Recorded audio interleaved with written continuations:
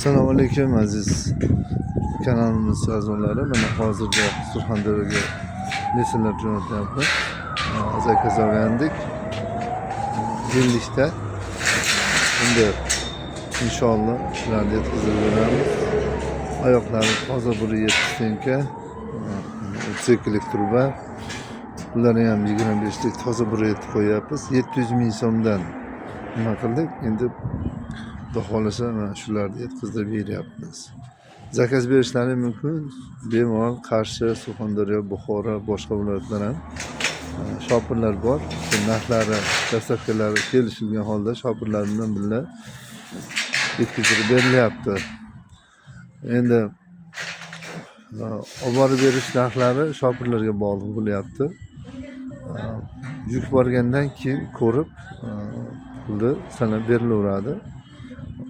İnşallah hamma bir-biriga ishonch bilan mana harakatdamiz. Rahmat e'tiborlaring uchun.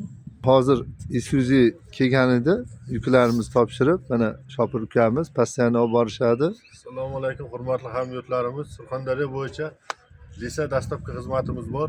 Xudo xohlasa hammaga eson-omon yetkazib olib boramiz. Shu paytgacha bir 200 tacha, 300 ta olib borishdi.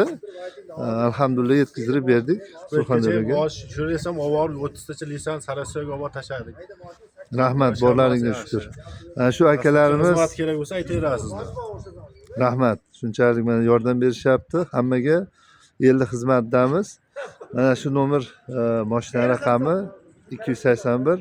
Постоянно bizni mana ukalarimiz olib borib topshirib o'zlari kelishyapti. Rahmat sizga ham ukam.